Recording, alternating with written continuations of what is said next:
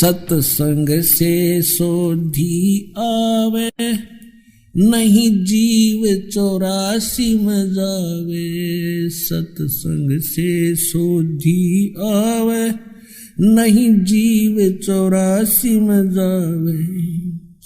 अब मेटो द्वेष और राग, हो राग या उम्र बतेरी जाली। अब मेटो द्वेष और राग, हो राग या उम्र बतेरी जाली। परमात्मा आए थे कबीर जी, उनके साथ कितना अत्याचार किया था, और किसी को उन्होंने एक शब्द भी अप नहीं बोला, किसी को श्राप नहीं दिया, क्योंकि उसको पता था मेरे बच्चे हैं, किसको मारूं और किसको श्राप दूं।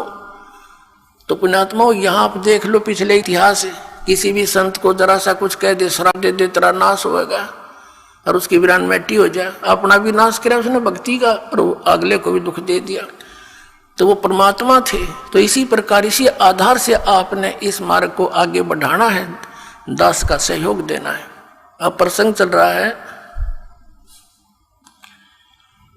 कि जैसे कर्म करते हैं उसका भी फल मिलता है, और फिर कहते हैं गुरु बिन माला फेरते, गुरु बिन देते दान, गुरु बिन दोनों निष्फल हैं, चाहे पूछो वेद पुराण। फिर दोनों ये बात एक पालड़े में कैसे होंगी, दो तलवार एक म्यान में कैसे आएंगी। अब एक म्यान में तो नहीं आएंगी, लेकिन इनको समझाना पड़ेगा। जैसे कोई किसी भी मंत्र का जाप करता है, या जैसे धार्मिक यज्ञ है, भंडारा होता है, ये धार्मिक यज्ञों में से आता है। वैसे ये सारा कुछ मिलाकर करने से ही ये राम नाम की गाड़ी बनेगी।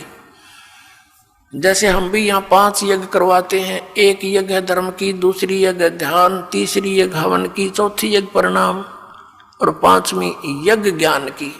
एक यज्ञ धर्म की, यहाँ भंडारा चलता है भगवान का, बच्चे दान करते हैं, भगवान उनको अधिक से अधिक देता है, क्योंकि दान दिए धन मिले, दान चाहे तो धन कर, धन चाहे तो दान कर। तो दान करते हैं बच्चे, भगवान उनको 1000 गुना देता है। तो यहाँ कोई रोटी खाने नहीं आता व्यक्ति, यहाँ तो भगवान पाने आता है। ये हंस है सतगुरु के जो यहाँ आते हैं। और एक तो दूध वाली गाय ने ये बिनौले खवावे, और एक बिना दूध वाली ने खवावे, तो अंडरस्टूड है उससे क्या लाभ होगा और क्या हानि होगी। कोई ना खवावे बिना दूध वाली ने बिनौले।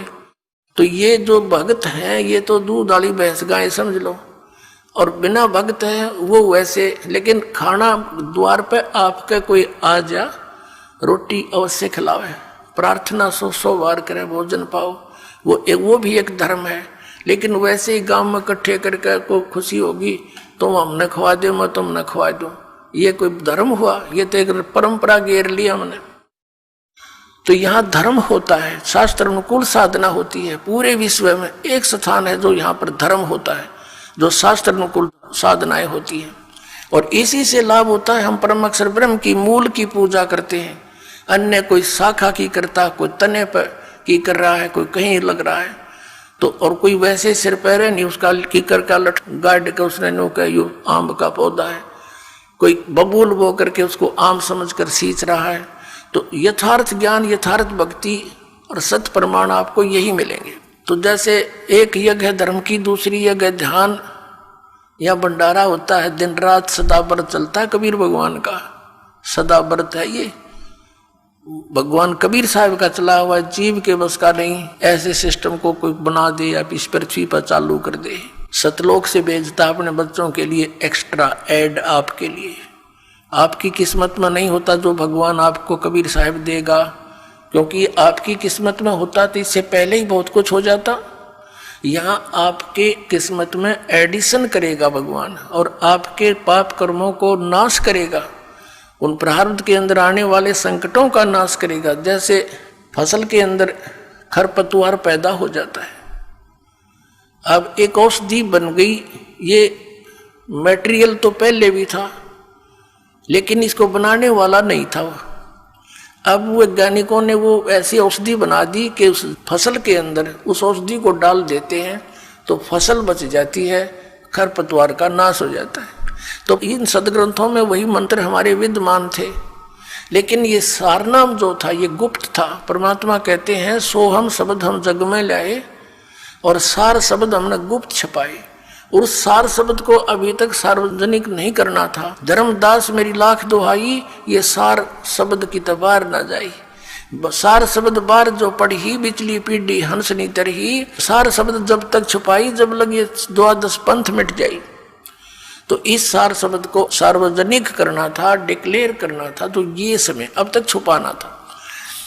तो ये जो पाप नाशक औषधि ईब तैयार होगी जो खरपतवार का नाश करती है और फसल सुरक्षित रह जाती है। तो इस प्रकार यहाँ जो भंडारे होते हैं, ये भंडारा है, ये धर्म यज्ञ है। दूसरी यज्ञ ध्यान की, या ऐसा ज्ञान सुनाया जाता है, उस परम पिता का चिंतन यानी ध्यान होता है, मेडिटेशन होता है। मेडिटेशन ये हठ योग नहीं है, 2.5 घंटे बैठ सुबह 2.5 घंटे शाम। इससे पहले हजारों वर्ष डड़े ढोके चले गए वो ऋषि जी। अरे राधा स्वामी धन सतगुरु वाले अरे के कहे हम तो सीधे तिरकुटी में ध्यान लगाओ है। एक भगत कह रहा था बोला वो ऋषि कुंड से एडी में ध्यान लगाया करते जो 18 वर्ष धक्के खा गए, वह भी तिरकुटी में लाया करते। तुमने ना सोचो थारी परम धनी लाई तिरकुटी ने ढूंढ गए, या तो इन गा के गिर रखिए तिरकुटी, इस आगे किससे ना पता, और उन तिरकुटी का भी ना पता कहाँ पर है। तो ये ध्यान जो है ये क्या है, एक टेंशन टाइप होना चाहिए हमारा, टेंशन जिसका हो जाती है। जैसे किसी को किसी भी कारण से टेंशन होगी तो उसकी रह रहकर माइंड की सुई वहीं जाएगी, बात भी कर रहा है थोड़ी देर के बाद फिर वहीं किसी से बतलाता है, 2 मिनट के बाद फिर वहीं ध्यान पहुंच जाता है। तो ये है हमारा मेडिटेशन, ये है सहज समाधि। जो पति भरता पति से राती आन पुरुष नहीं भावे, बसे पीहर में सूरत प्रीतम में ऐसे ध्यान लगावे। जैसे बेटी अपने घर आ जाती है, वो रहती अपने पिता के घर पर है लेकिन उसका ध्यान पति में रहता है, वहाँ के कार्यक्रम में रहता है, वो बातें भी करती है काम भी करती है, लेकिन अंदर से उसका ध्यान वहाँ से, वो है मेडिटेशन। हमारा मेडिटेशन ये है, क्योंकि हम परमात्मा के यहाँ गुणों से ज्ञान यज्ञ से ऐसा प्रेरित कर देंगे कि आपका ध्यान उस सचखंड के अंदर रहने लग जाएगा।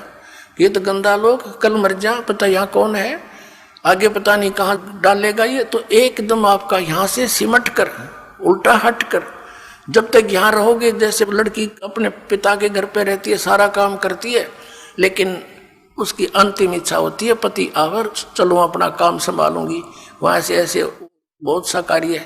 तो ये हमारा मेडिटेशन ये है, ये सहज समाधि कहलाती है। और फिर क्या बताया, जैसे आप कई दिन पहले यहाँ आने के लिए, क्योंकि घर में 2 सदस्य नाम ले रहे हैं, 4 नहीं ले रखा, तो वो रोज वो ये भी कहते हैं 3रे दिन चले जाते हो, तुमने तो पता नहीं क्या पा गया। तो वो भी चिंता बन जाती है कि ये हम चालन की कहेंगे, ये तोड़ी गिरेंगे। तो उसके लिए भी आपको सेटिंग करते हो, पहले से कोई अच्छी तरह घना काम करते हो, 100 काम सेट करते हो, कहीं ये ट्या ना करें। तो वो भी जानना है भगवान का यहाँ आने के लिए। तो इस प्रकार दूसरी यज्ञ ध्यान और तीसरी यज्ञ हवन की, यहाँ पर जोत जलाई जाती है उस देसी घी की, गाय और भैंस के घी की। अब वेदों के अंदर कहीं भी यो बटवाड़ के हवन करने का निर्देश नहीं है। ज्योति यज्ञ बोला है, ज्योति यज्ञ, एक ज्योति से यज्ञ होता है, हवन होता है, ज्योति हवन।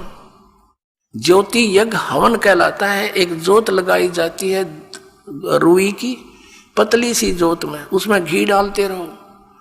100 ग्राम 200 ग्राम रुई में आप चाहे 100 क्विंटल घी को हवन कर दो, और 100 क्विंटल घी को हवन करने के लिए लकड़ी तक कम से कम भी 10 क्विंटल फूकनी पड़ेंगी। तो उस लकड़ियों के जलने से कार्बन डाइऑक्साइड एक्स्ट्रा और आने ही करेगा।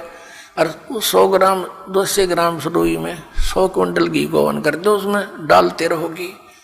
तो ये परमात्मा ने चलाई थी। और इन राधा स्वामी धन धन सतगुरु जय गुरुदेव वाले, ये जनोद वाले, ये निरंकारी सतपाल वाले, सारे ये जितने, ये उन जोत लुआनी भी बंद कर दी।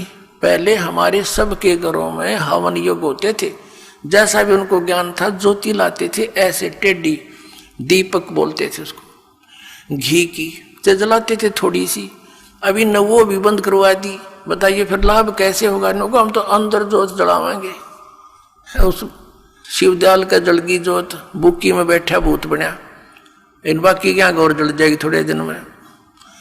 धर्म छुटवा दिया। अब पुनः इस दास के ऊपर इतना वजन आ गया कि उस बिगड़े हुए सारे सिस्टम को फिर सेट करवाना, और किसी को कोई विरोध का सामना करना पड़ रहा है, किसी को किसी का। लेकिन ये ज्ञान होने के बाद फिर तो मीराबाई वाला काम हो जाएगा आपके साथ में। चाहे कोई गुंडी कहो चाहे बुंडी, मेरी तो सुरत नाम में लगी, मुझे कुछ भी कहो, अब मैं इस मार्ग से विचलित नहीं हो सकती। तो ऐसे ही आपके साथ बनेगी, तब आप भक्त बनोगे। अब तीसरी जगह हवन की, यहाँ जितने भी पाठ होते हैं, जैसे अब के 400 पाठ चल रहे हैं, तो 404 क्विंटल घी का हवन होगा, बल्कि 4.5 क्विंटल का, कि में अन्य जोत अलग से होती है उनका। और पर 10वें दिन ऐसे ही 4-5 क्विंटल घी का या परमात्मा का हवन होता है। तो ये विधिवत यज्ञ है। चौथा यज्ञ प्रणाम। अब जैसे यहाँ दंडोत प्रणाम कराते हैं, इस मन के अंदर, हमारे अंदर इतना गंद भर दिया इस काल ने, अभिमान ठोक दिया। अभिमान के पास भगवान नहीं आ सकता, परमात्मा का और अभिमान का बिल्कुल न सोच ले, नॉर्थ और साउथ पोल समझ लो इनको, ये आपस में कभी नहीं मिल सकते। तो इसको हमने अहंकार को खत्म करना पड़ेगा। इस माटी का हम कितना अभिमान बना लेते हैं, छोटी सी पोस्ट मिल गई, आंडी पाक जाए, धरती तोल देते, मंत्री प्रधानमंत्री बन जा, पता नहीं क्या बन जाते, और 1 मिनट में अधरंग मार जा, पांगा मुंह हो जा, हाथ उठे नहीं, न पड़े पड़ा मुंह बावर माखी लकड़े और बड़े, हटा नहीं सकता उनको। तो इस मिट्टी का अभिमान, ये काल का इंजेक्शन है, ये बेमतलब का, इसको भी हमने सेट करना है। इस मिट्टी को मिट्टी जानकर, इस मिट्टी से भगवान पाने के लिए, इसे सोना उगाने के लिए वो क्रियाएं आपने सारी करनी पड़ेंगी जो दास बतावेगा। क्योंकि दास डॉक्टर है, आप रोगी हो जन्म मरण के रोग के, और दास की प्रत्येक आपने परहेज यानी वो भी रखना पड़ेगा, पथ्य भी, और फिर देखना कैसा रंग लगता है। और 5वीं यज्ञ है ये ज्ञान की। अब ये ज्ञान सुनाया जाता जो आज तक सुना ना देखा, ये सत्यनारायण कथा सुनाई जाती है, उस अविनाशी परमात्मा की कथा। पहले हम श्री विष्णु जी को नारायण मानकर कथा सुना करते थे, ये तो नासवान है, ये सत्यनारायण कहाँ से हो गया? सत्यनारायण माने सत्य साहेब यानी सच्चा भगवान, नारायण माने जल पर निवास करने वाला, आकर ठहरने वाला। जैसे प्रत्येक युग में परमात्मा शिशु रूप धारण करके वन के अंदर यानी बाहर जंगल में एक तालाब के ऊपर कमल के फूल पर विराजमान होता है, जल के ऊपर, जिस कारण से उस परमात्मा कबीर जी को नारायण कहा जाता है। तो ये सत्यनारायण कबीर जी है। तो यहाँ कहते हैं जगत का पेख ना पेखा, धनी का नाम ना लेखा।